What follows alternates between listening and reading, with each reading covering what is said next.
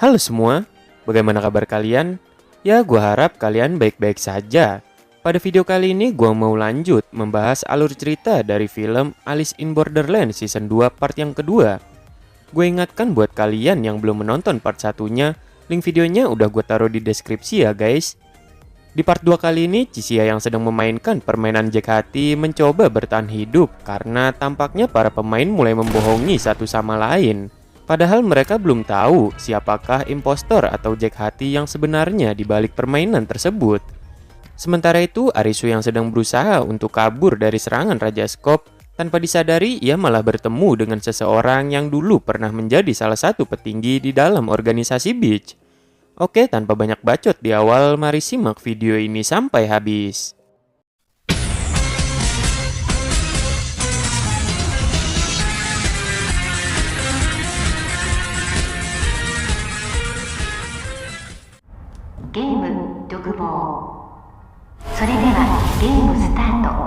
Setelah permainan sel isolasi dimulai, tampak beberapa pemain mencoba membentuk kelompok-kelompok agar mereka bisa saling memberitahu simbol yang ada di balik kalung mereka, termasuk seorang pria culun bernama Ipei yang mencoba berkelompok dengan Chisia.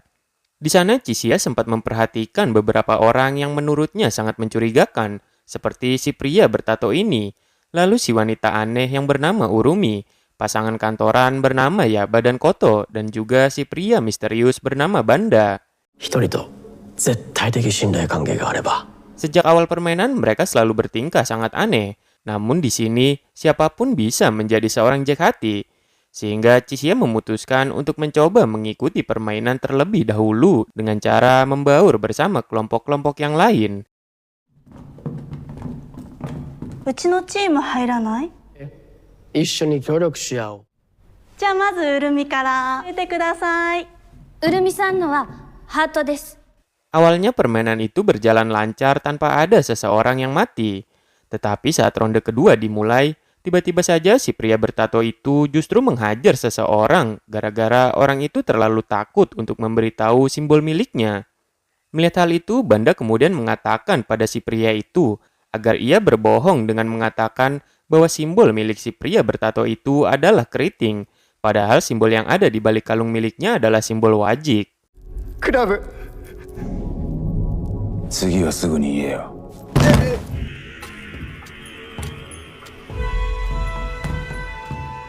ここからがゲームの本番だね。 Lalu saat si pria bertato itu mengatakan simbolnya, ia pun langsung mati saat itu juga. クラブ。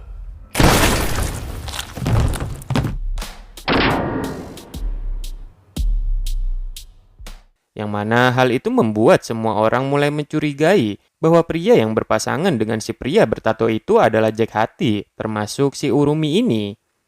Dengan hasutan maut yang ia miliki, Urumi mengajak anggota kelompoknya untuk berbohong pada si pria itu, sehingga orang-orang yang lain pun hanya bisa mengikuti perkataan Urumi tersebut karena mereka terlalu takut untuk mengambil suatu keputusan.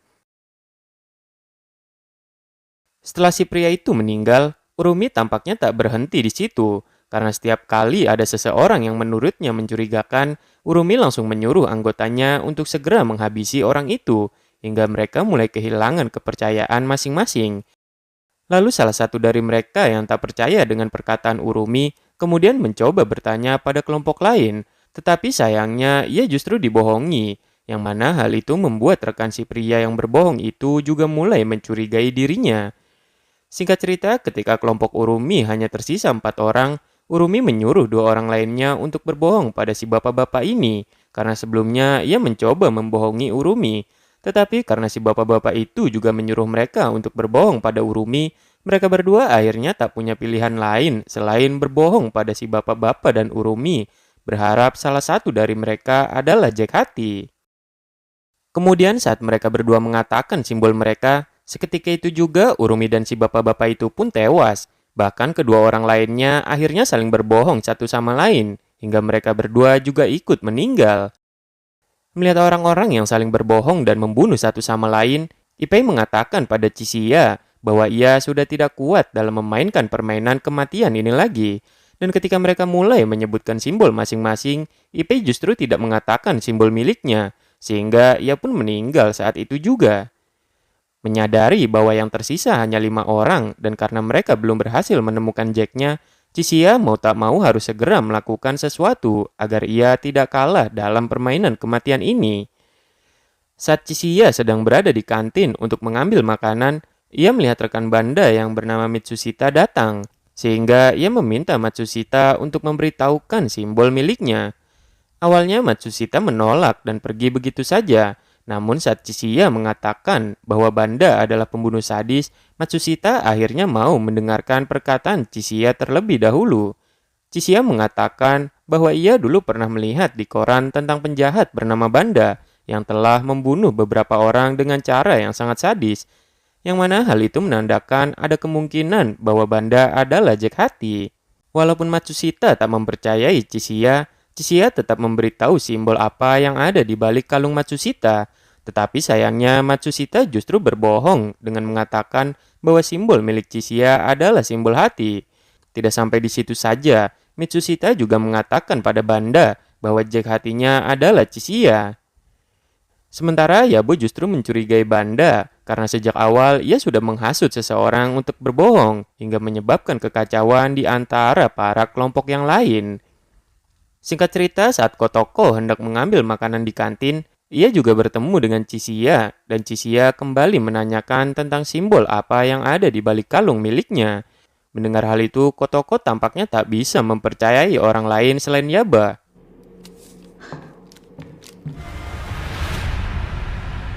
Sementara itu di dalam toilet, Banda dan Yaba sempat bertemu dan Yaba pun menanyakan apakah Banda adalah si Jack Hati. Banda pun menjawab bahwa ada kemungkinan salah satu dari mereka adalah Jack Hati. Sebelum waktunya habis, entah mengapa tiba-tiba Matsushita dan Kotoko justru membohongi Banda dan Yaba. Padahal mereka berdua telah berkata jujur tentang simbol yang ada di balik kalung milik Kotoko dan Matsushita. Daya desu. Spade. Tampaknya ronde kali ini akan menjadi ronde terakhir, di mana si Jack Hati yang akan menang atau para pemainlah yang akan memenangkan permainan kematian ini.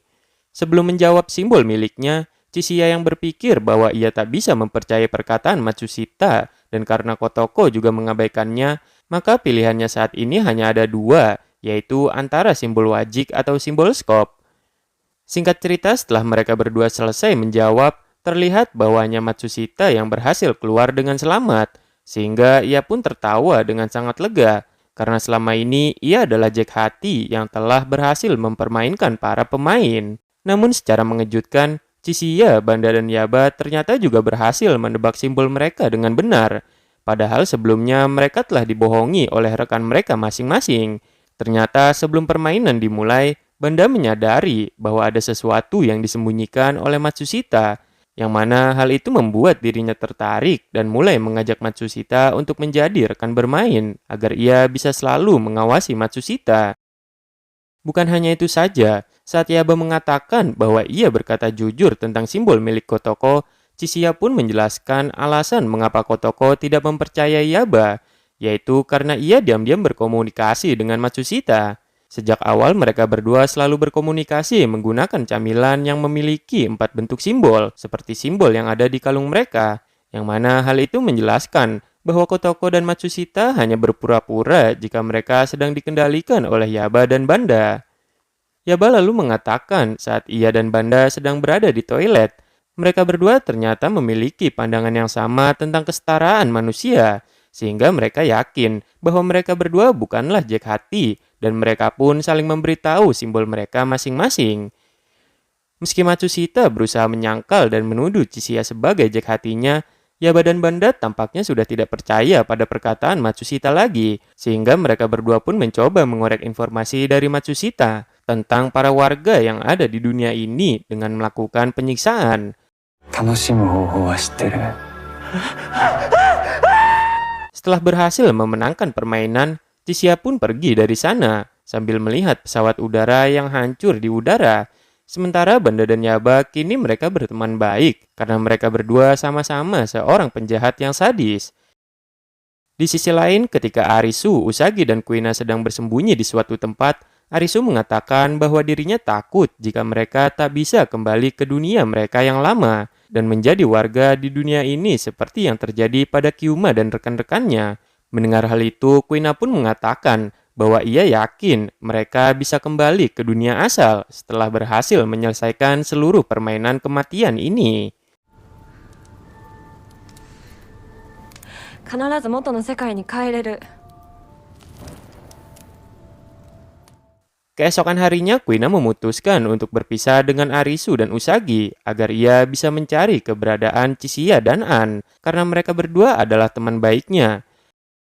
Melihat Arisu yang kehilangan semangat hidup, Usagi mencoba mengajak Arisu untuk pergi berburu di sekitar wilayah hutan sebelum persediaan makanan mereka habis. Di sana mereka berdua sempat bersenang-senang dan tertawa, namun tanpa disadari, tiba-tiba mereka mendengar suara keras yang asalnya tak jauh dari tempat mereka berada. Dan saat mereka menghampirinya, ternyata sudah banyak orang yang tewas di jalanan.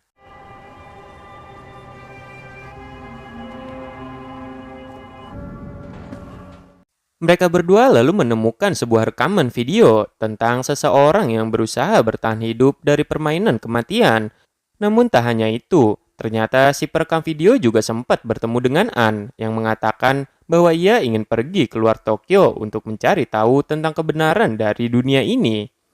Setelah selesai menonton video tersebut, tanpa mereka sadari tiba-tiba kartu Rajaskop sudah berada di sana, sehingga mereka berdua pun segera lari ke arah hutan untuk menghindari serangan brutal dari sang Rajaskop. Saat Arisu melihat si Rajaskop yang berhasil memojokkan Usagi, ia pun mencoba memancing Rajaskop sambil berlari ke arah lain. Tetapi sayangnya ia malah tak sengaja menabrak sesuatu, dan pada akhirnya ia pun jatuh pingsan.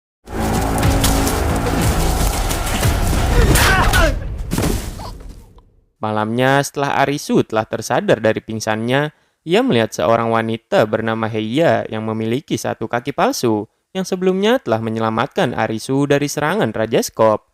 Namun meski Heiya telah menyelamatkan Arisu, ia mengatakan bahwa itu bukanlah keinginannya, melainkan karena ia disuruh oleh seorang pria. Dan ketika Arisu mencoba menghampiri pria itu, ternyata orang itu adalah Aguni, yang tak lain adalah mantan petinggi di organisasi Beach. Aguni mengatakan bahwa ia berencana mengalahkan Rajaskop agar mereka bisa memenangkan permainan ini, sehingga ia meminta Arisu untuk membantunya. Karena dengan bekerja sama, mereka pasti bisa mengalahkan Rajaskop yang sangat kuat.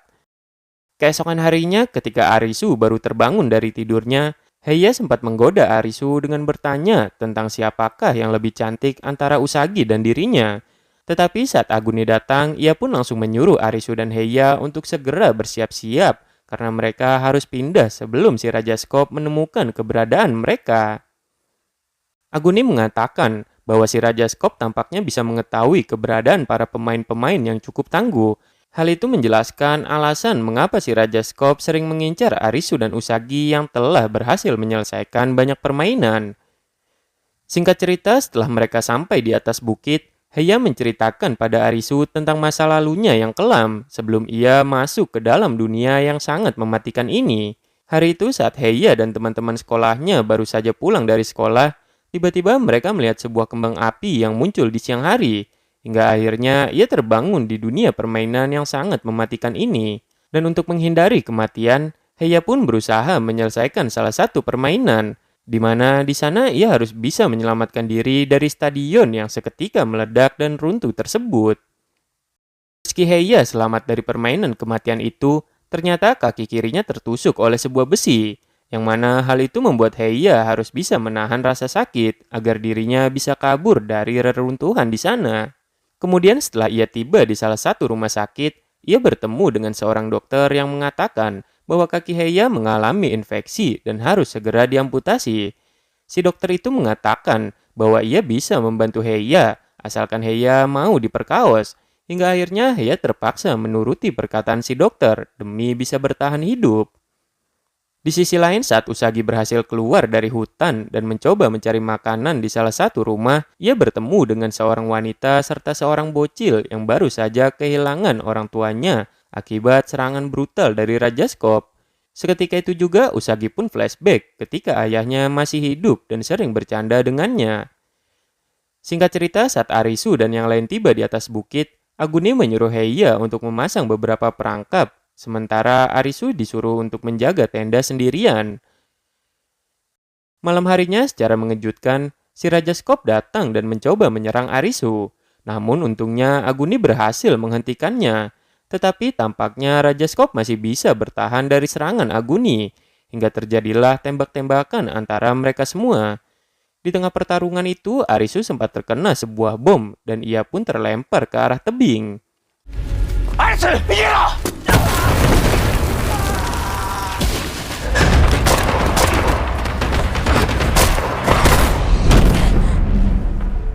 Sementara Heya berhasil menyelamatkan Aguni dan mereka berdua pun bersembunyi di tengah kegelapan hingga si Raja Skop pergi dari tempat itu.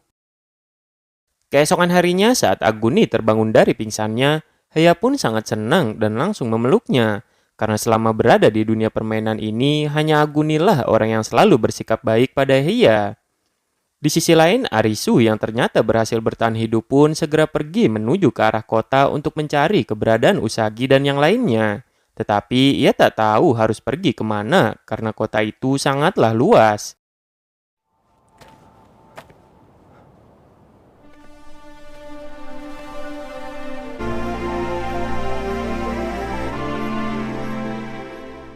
Ketika Arisu sibuk mencari teman-temannya, di waktu yang sama Kuina sedang memainkan permainan Jackskop. Sementara An yang saat itu sedang pergi menuju keluar Tokyo justru terkejut dengan fenomena aneh, yang dimana terdapat banyak sekali pegunungan yang mengelilingi Gunung Fuji, padahal seharusnya tidak ada gunung lain selain Gunung Fuji di sana. Kemudian di malam harinya, Usagi yang tak tahu bahwa visa milik si bocil hanya tersisa 1 hari lagi, lantas ia pun terpaksa harus mengajak si bocil itu untuk memainkan sebuah permainan, karena jika visanya habis maka si bocil pun akan langsung mati. Tampak kehadiran si bocil ini membuat beberapa pemain merasa cukup kesal, karena mereka tak ingin si bocil menjadi beban bagi mereka. Namun secara mengejutkan, Arisu datang sambil mengatakan bahwa mereka pasti bisa memenangkan permainan ini.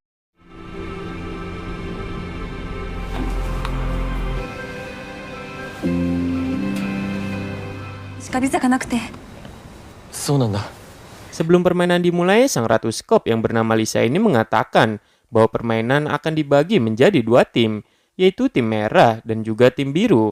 Lisa lalu menunjuk salah seorang untuk menjadi pemimpin dari masing-masing tim, dan ternyata ia justru memilih si bocil untuk menjadi pemimpin bagi tim biru yang terdiri dari 16 orang. Sementara Lisa sendiri akan menjadi pemimpin dari tim merah yang terdiri dari 4 orang tersebut. Di dalam permainan bernama Skakmat ini, mereka akan bermain selama 16 ronde, dan di setiap ronde mereka akan menyerang secara bergantian, di mana ketika salah satu pemain tim merah menyentuh tombol yang ada di punggung tim biru, maka lampunya akan berubah menjadi merah dan ia harus bekerja sebagai tim merah di ronde berikutnya. Jika ronde ke-16 berakhir, tim yang memiliki anggota paling banyak akan dinyatakan sebagai pemenang. Sementara bagi tim yang kalah, mereka akan langsung dieksekusi saat itu juga. Singkat cerita, ketika permainan dimulai, Lisa tanpa basa-basi langsung menyerang para pemain tim biru, hingga ia berhasil mendapatkan 5 orang pemain.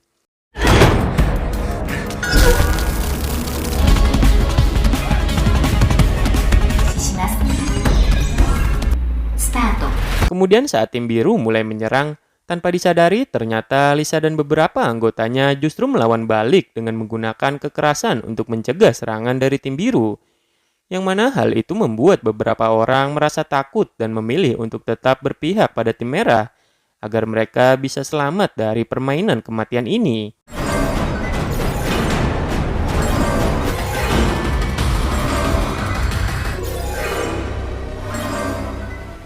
Saat ronde ke-13 dimulai, Lisa mengatakan pada seluruh anggotanya bahwa ia menginginkan Arisu, sehingga seluruh anggota tim merah pun mulai mengepung Arisu. Namun untungnya Usagi berhasil menghentikan serangan dari Lisa tersebut.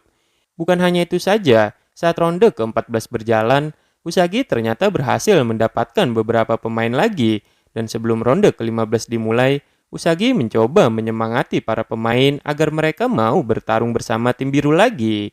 Usagi mengatakan jika mereka tak bisa mengalahkan sang Ratu Skop, maka mereka tak akan bisa menyelesaikan seluruh permainan, yang mana hal itu menandakan bahwa mereka tak akan bisa kembali ke dunia asal dan terjebak di dunia ini. Awalnya mereka sempat tak percaya dengan perkataan Usagi, tetapi setelah mendengar penjelasan dari Arisu, mereka akhirnya mulai mempercayai bahwa mereka bisa kembali ke dunia yang lama lagi. Kemudian saat ronde ke-15 dimulai, Lisa dan para pemain di tim merah tampaknya hanya mengejar Arisu saja. Bahkan mereka juga berhasil mengepung Arisu. Namun untungnya Arisu berhasil kabur dari sana tepat saat ronde ke-16 baru saja dimulai. Tanpa disadari, ternyata Arisu sengaja menjebak para pemain merah agar mereka berkumpul di satu tempat, agar Usagi dan para pemain biru lainnya bisa menangkap seluruh pemain merah dengan mudah. Dan pada akhirnya hanya Lisa lah yang tersisa di dalam tim merah. Setelah memenangkan permainan, Arisu sempat bertanya pada Lisa, apa yang akan terjadi jika mereka berhasil memenangkan seluruh permainan. Namun sayangnya Lisa tak menjawab pertanyaan itu. Sehingga ia pun langsung melompat dan seketika itu juga tewas tertembak laser. さようなら。